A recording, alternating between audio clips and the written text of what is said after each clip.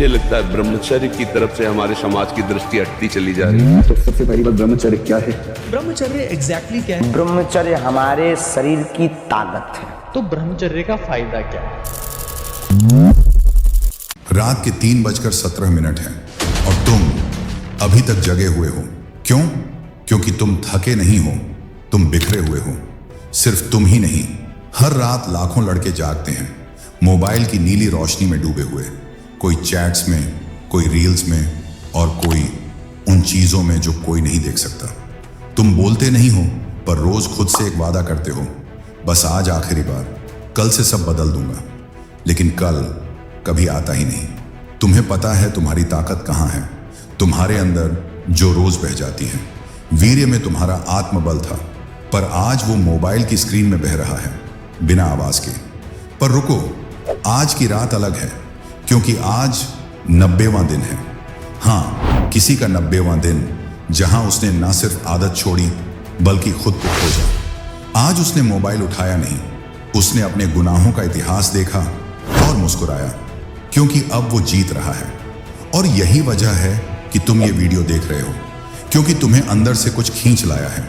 कोई आवाज कह रही है, तू और नहीं गिरेगा, तेरा समय आ गया है।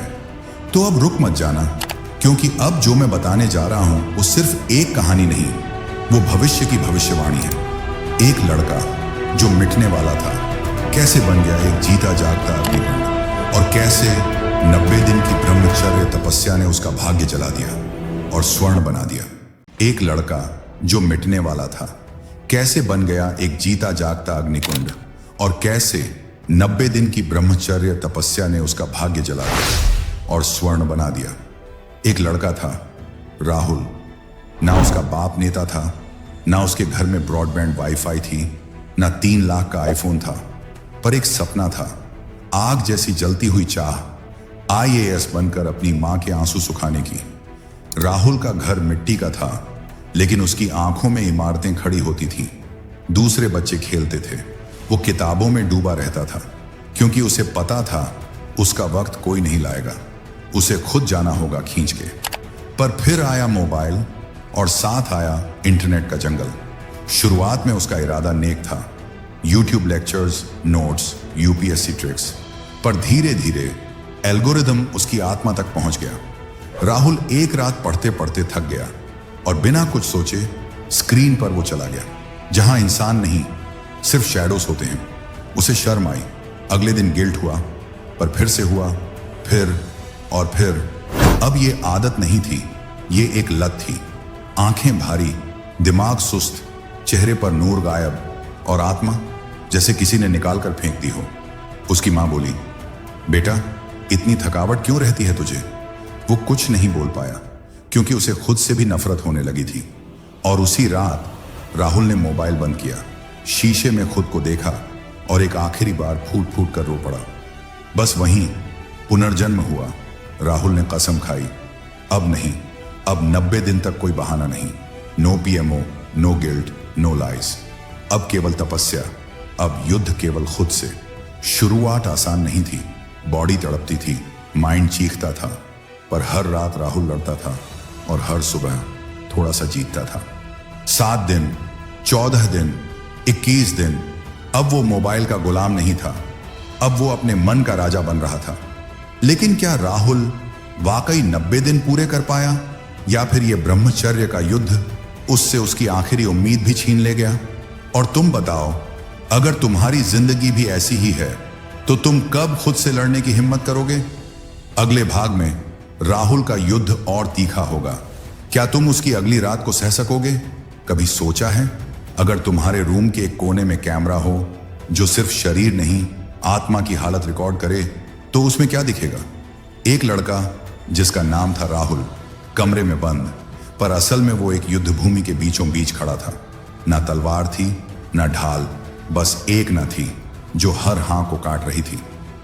डे 1, जब शरीर ने बगावत कर दी थी। पहली रात राहुल की उंगलियां कांपी, नजरें वहीं खोलना चाहती थीं जहां उसने न जाने कितनी बार आत्मा को मारा था। पर उस दिन उसने मोबाइल नहीं उठाया, उसने मुट्ठी बांध ली।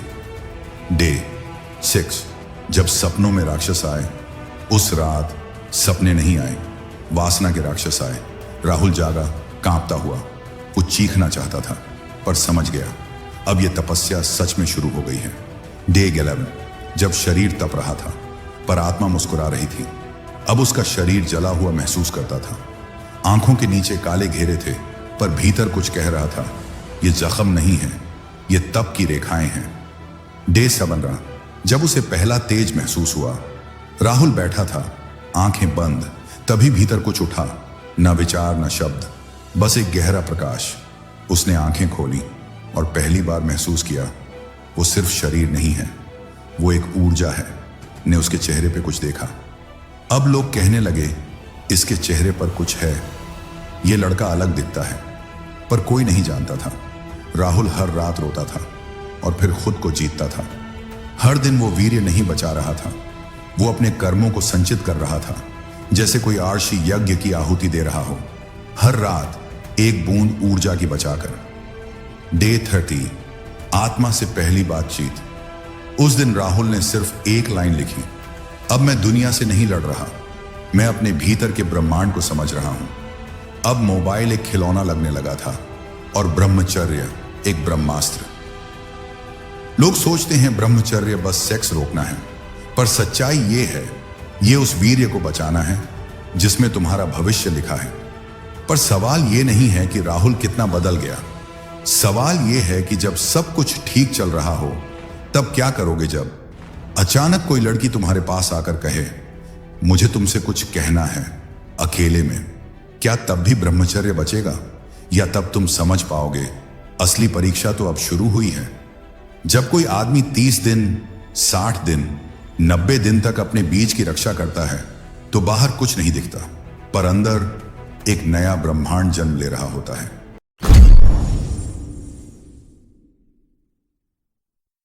वन, ब्रह्मचर्य राण, आत्मा का reset button, science plus mind.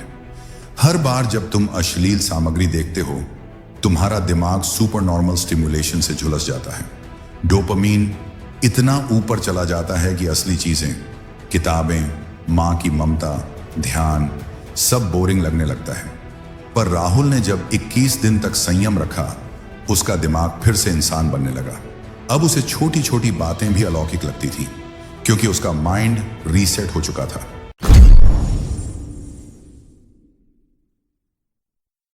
2, energy transmutation. वीर्य का उदय बुद्धि बनकर मॉडर्न न्यूरोसाइंस अब मानता है, अगर कोई इंसान सीमेन को लंबे समय तक कंसर्व करे तो वो वीर्य शरीर में रीअब्सॉर्ब होकर न्यूरॉन ग्रोथ में बदलता है। The energy doesn't just stay idle, it transmutes into intelligence, memory and intuition. Rahul के अंदर अब ऐसी क्लैरिटी आ चुकी थी कि वो किसी को देखे बिना समझ सकता था उसकी मानसिक स्थिति क्या है। ये कोई सिक्स्थ सेंस नहीं थी, ये ब्रह्मचर्य का अनुभव था।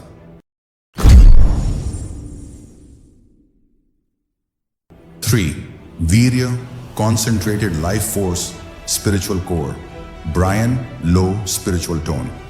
ऋषियों ने कहा, वीर्य वो अमृत है जिससे तुम्हारे विचार भी जन्म लेते हैं। हर बूंद में तुम्हारे भविष्य के बच्चे हैं, तुम्हारे करियर का साहस है, तुम्हारी आंखों की चमक, आवाज की गहराई और आत्मा की गरिमा है। राहुल अब किसी और से नहीं, अपने ही बचाए हुए तेज से चमक रहा था।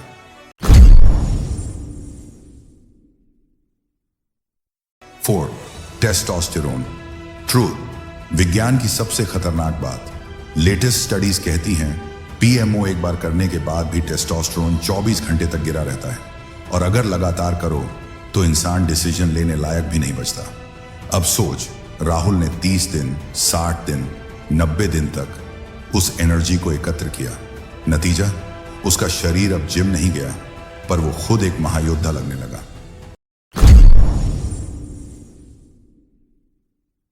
5, रियलाइजेशन। ब्रह्मचर्य कोई नो नहीं, ये तो यस है एक महानता के लिए। राहुल अब समझ गया था, ब्रह्मचर्य सिर्फ एक आदत को रोकना नहीं है, ये खुद से किया गया वो वादा है जिसमें आदमी खुद को भगवान के सिंहासन तक ले जा सकता है।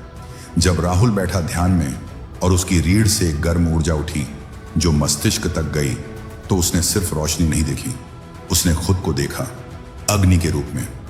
अब राहुल का शरीर ब्रह्मांड से जुड़ चुका था, पर सवाल यह है, जब सब कुछ मिल जाए तब क्या ब्रह्मचर्य जिंदा रहता है? और तुम बताओ, अगर एक दिन कोई तुम्हारे सामने आकर कहे तू इतना चमकता क्यों है, क्या तुम उस तेज को बचा पाओगे या दिखाने के चक्कर में सब गंवा दोगे?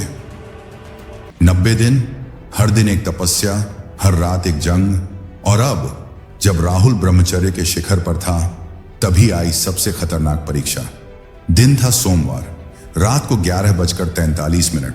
मोबाइल की स्क्रीन एकदम शांत थी। राहुल ध्यान करने ही वाला था कि एक पुरानी दोस्त का मैसेज आया, तू बहुत बदल गया है, कभी अकेले में बात करें? राहुल का दिल धड़कने लगा, उसका शरीर कांपने लगा। मन बोला, तू अब ब्रह्मचारी है, लेकिन सिर्फ बात करने में क्या बुराई है? रही है। स्पिरिट बोली, यही वो जाल है जिससे हर तपस्वी गिरा है। राहुल ने मोबाइल उठाया, कॉल पर उंगली ले गया और तभी अंदर से आवाज आई, 90 दिन, क्या सब इसे क्लिक से मिटा देगा?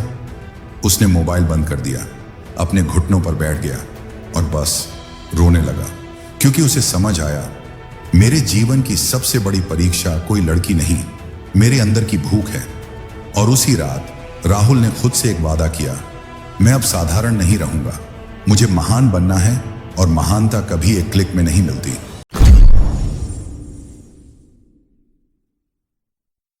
ट्रांसफॉर्मेशन। अब राहुल वही नहीं रहा, अब उसकी नजरें स्थिर थीं, अब उसकी आंखों में डर नहीं, ध्यान था। मोबाइल एक डिवाइस था नहीं, अब वो उसे चलाता था। और अब वो दुनिया से छिप नहीं रहा था, अब दुनिया उसे देख रही थी। जब किसी इंसान का वीर्य बचता है, वो बस शरीर नहीं बदलता, वो अपने भीतर के देवता को जगा देता है। राहुल अब सिर्फ छात्र नहीं, अब वो एक चलती हुई ज्वाला था। लेकिन सोचो, अगर वो कॉल उठा लेता तो क्या तुम उसे दोषी कहते या खुद को पहचानते उसे एक क्लिक में? अब तुम बताओ, जब तुम्हारी जिंदगी में वो एक कॉल आएगा, क्या तुम भी राहुल की तरह उसे बंद कर पाओगे या फिर सब कुछ एक सॉरी में खो दोगे? 90 दिन पूरे हो चुके थे। राहुल अब मिरर में खुद को देखता था, पर अब उसे इंसान नहीं दिखता था, अब उसे एक चमकता हुआ युग दिखाई देता था। अब राहुल क्या था? अब उसकी नजरें नीचे नहीं थी, वो दुनिया की आंखों में आंख डालकर चल रहा था। अब वो रिजेक्शन से नहीं डरता था, क्योंकि अब वो खुद को एक्सेप्ट कर चुका था। अब उसे लाइक्स नहीं चाहिए थे, क्योंकि अब उसे आत्मसम्मान मिल चुका था। ब्रह्मचार्य शास्त्र मास्टर चाबी।